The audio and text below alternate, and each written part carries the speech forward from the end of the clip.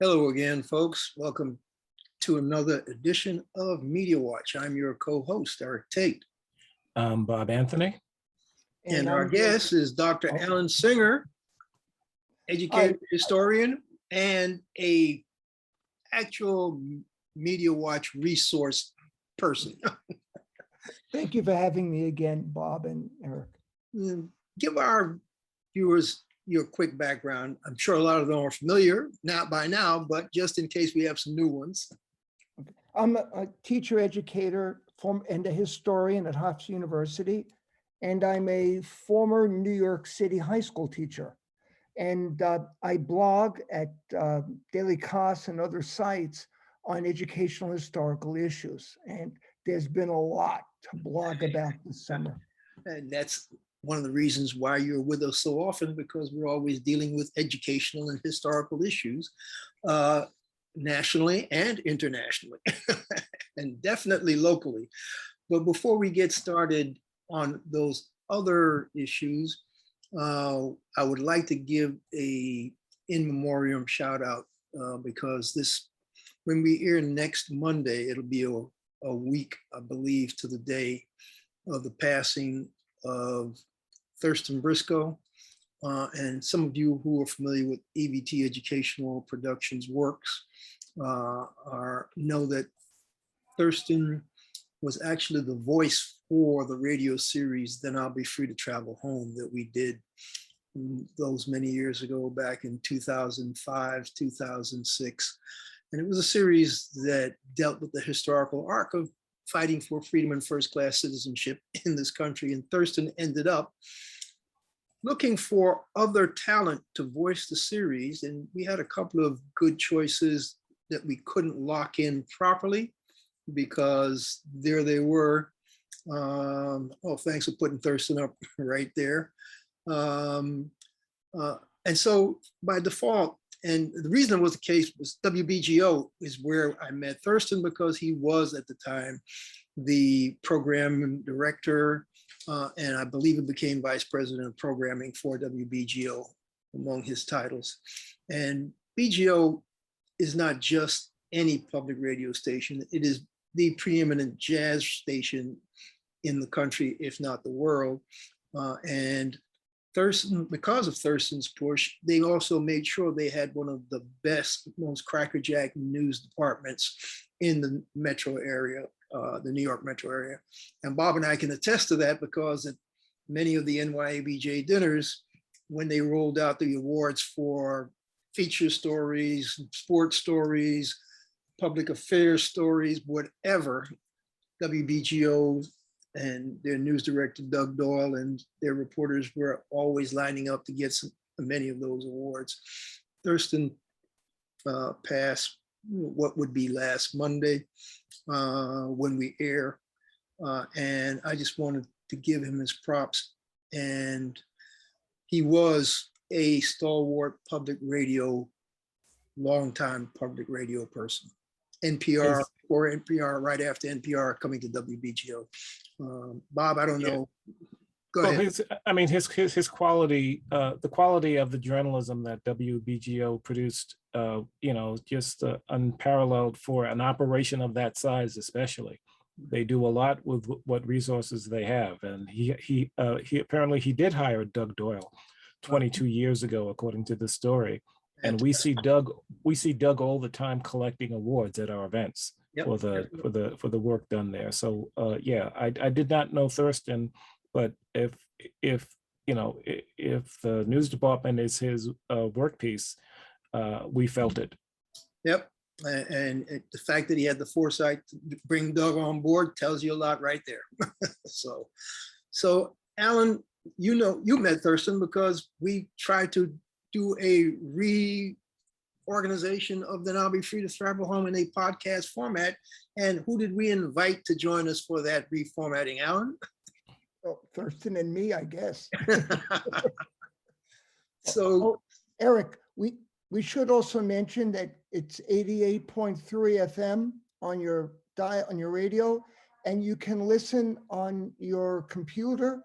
I listen every morning to their broadcast, but especially their community news Saturday morning from 6 a.m. to 7 a.m. The followed WBGO by Journal. Yes, the WBGO Rhythm and Journal. Blues all day long.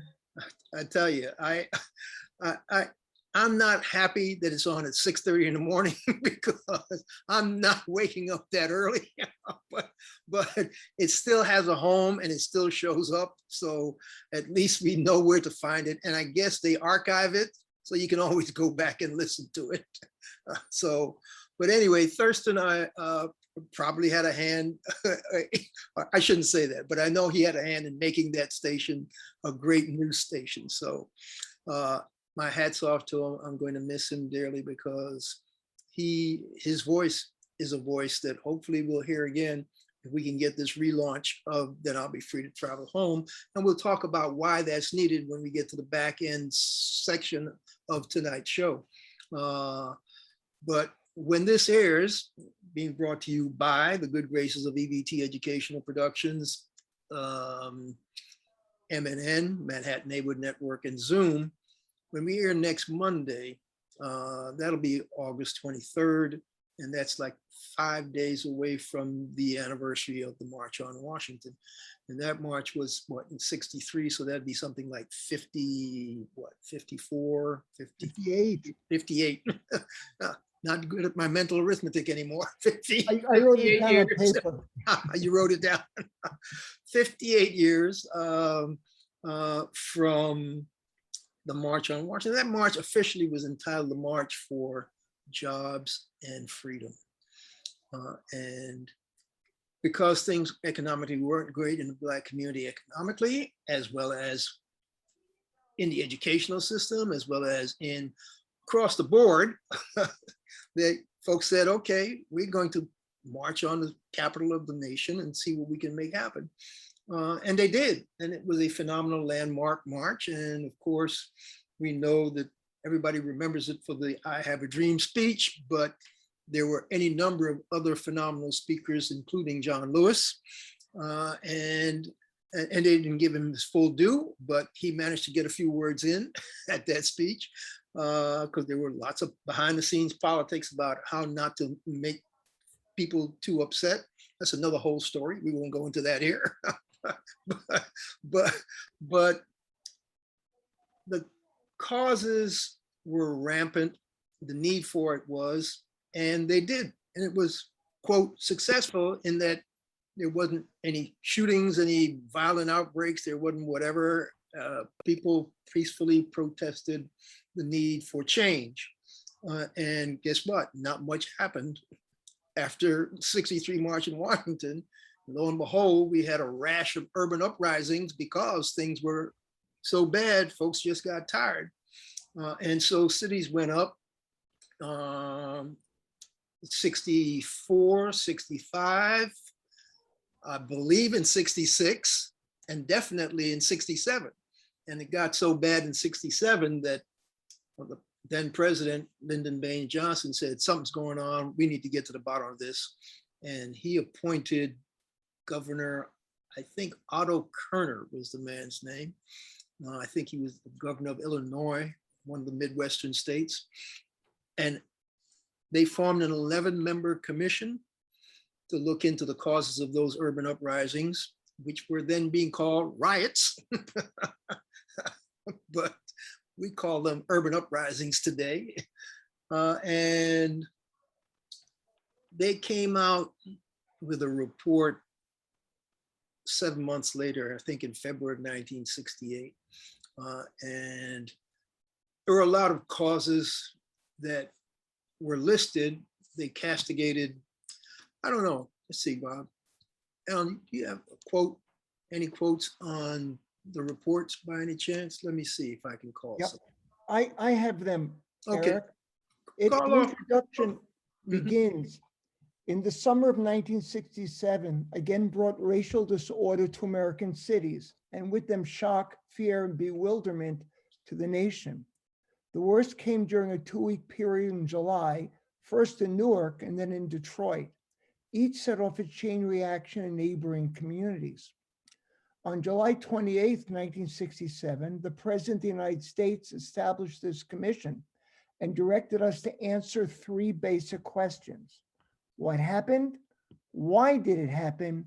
And what can be done to prevent it from happening again? To respond to these questions, we have undertaken a broad range of studies of investigations. We have visited the riot cities. We have heard many witnesses. We have sought the counsel of experts across the country. This is our basic conclusion. Our nation is moving toward two societies, one Black, one white, separate and unequal. And the division, the deepening racial division is not inevitable. The movement apart can be reversed. Choice is still possible. And our principal task is to find that choice and press for a national resolution. This is 1968, and we're still searching for that national resolution today. Yeah, it's interesting. Bob, Oh, go ahead, Bob. I was just going to say what's interesting about the report is that it came from independent investigation. They did their own, like you said, the interviews with the witnesses. I guess they must have read police reports, and my concern is that they probably investigated newspaper reports as well. And a number of newspapers, I think the Kansas City Star is one of them, recently apologized for their coverage of these events because of the unfair focus they put on violence by Black people and not by whites. I mean, and the phrasing of one suspect and one victim, even though the roles might have been reversed. So I find it interesting that they did real research and didn't just go with the narrative that was popular at the time. Great that you raised that point, Bob, because let me read one quote that was germane to that report that's significant even today. It said pretty much the media was not spared by the commission. And here's a quote. The report berated federal and state governments for failed housing, education, and social services policies. The report also aimed some of its sharpest criticism at the media. Quote, the press has too long basked in a white world, looking out of it, if at all, with white men's eyes and white perspective. And so how they covered those riots reflected that white gaze, white perspective, just like the Kansas newspaper apologized for doing these many years. And so the interesting thing about it is the Washington Post's headline that I thought is almost laughable based on what the commission said, but I'm going to read that Washington Post headline just because, as funny as it is not funny.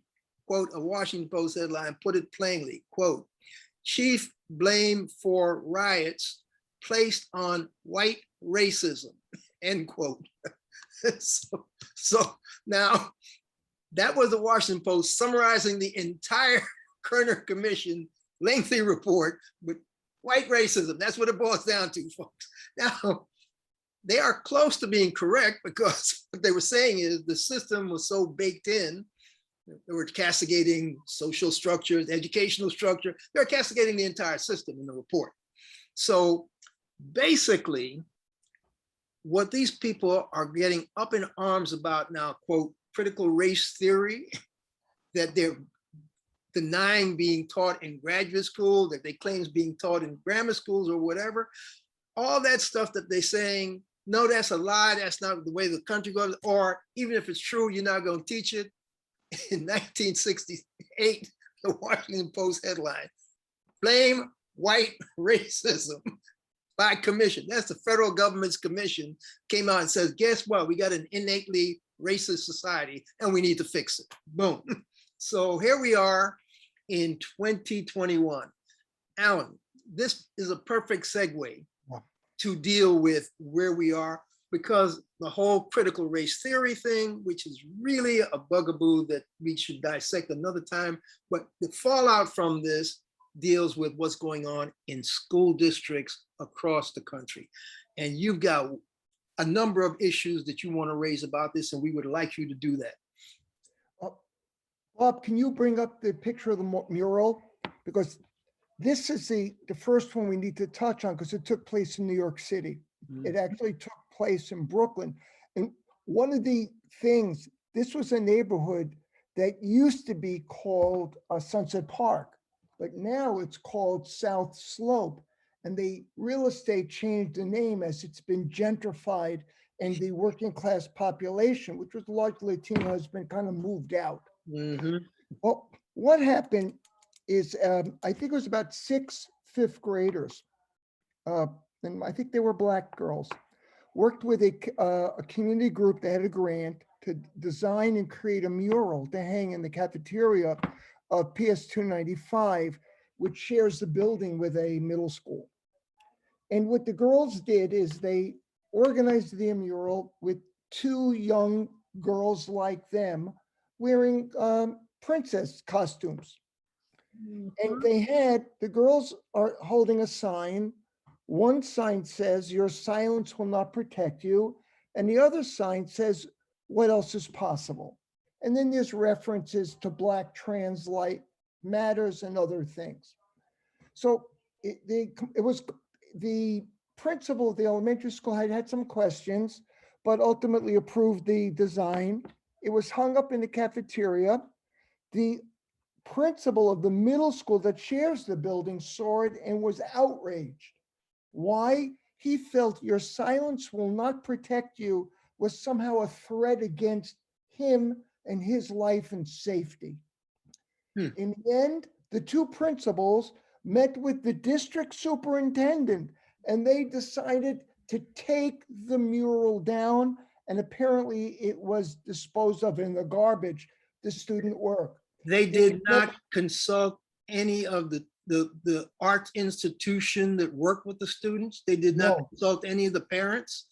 No parents, no teachers, no students, no art institution. No one received it, was consulted. They dumped it because Black Lives Matter and critical race theory apparently were too scary for these 2 principals. Well, okay, so these were basically fifth or sixth graders who took the time with the art institution, the people who got the grant, who helped them design and helped them put it together, and they did this phenomenal work of art themselves. Yes, and this thing that we're looking at. The local councilman had arranged the grant. He is furious that this was done because he wasn't consulted either. Oh man, this is, see. It astounds me that such good work is blown away by what, how many people? 3 people? Yes. It's just, I mean, when I'm thinking of junior high school age students and their capabilities, and this, like you said, Eric, is phenomenal work, if this is what these young kids could do. And the statement, the message is not the least bit scary to anybody. But here we are. And again, what we're looking at, and I think we're looking at a concerted national campaign. The ALEC, which is the right-wing Koch brothers organization, has concentrated on winning local elections in order to promote right-wing ideas. Yeah, they run the entire state legislatures of most Republican state legislatures across the country. They're all Republican because of that ALEC movement over the last 20 to 30 years. We now have 27 state legislatures that have introduced bills to ban critical race theory, Black Lives Matter, without any teaching. And teachers in districts in some states have been told they will be financially penalized if in their district they address these matters. Now, the Zinn Education Project is organizing teachers to demand the right to teach the truth. And as what they say, the excrement's going to hit the egg issue. the air conditioner this fall, because people are saying, how can we teach United States history without addressing these things? Now, it's going on in other areas as well in the region. Rockville Center, a teacher was castigated at the school board because she had the nerve to present in a package of current events articles one that claimed the police had been outrageous in their attacks on Black Lives Matter protests. Okay, see, this was just one article among many, right? Yes, it was a package Yeah, that kids were evaluating. And these were basically, these were press accounts. He didn't come up with this theory himself. This is— No, the teacher said she never gave her opinion. She just gave them material to evaluate. Okay. Yeah. And so they are leaning on a teacher for giving their students current events, current information, so that they can be well educated about what's going on in their community. All right. So, and where was this? Rockville Center? That was in Rockville Center. In Smithtown, 3 incumbents lost in re-election to the board. And in a follow-up to that, in Smithtown, this group, Long Island Loud, I'm not sure how many people are in it, but again, everybody thinks they're going to be the next Marjorie Taylor Greene. They go to school board meetings and they scream. And what happened in Smithtown, in response, the person in charge of diversity programs left. And Smithtown School Board, has now decided we don't teach Black Lives Matter. Well, how do you not teach Black Lives Matter? We're not telling you to support Black Lives Matter, but how do you ignore one of the major movements taking place in the United States today? In Comac, which is the next town over, they banned the graphic novel Persepolis, and they made the school board pledge not to teach critical race theory. And when students got up at the school board and said, this is one of the few novels where we see ourselves, they were attacked by this group.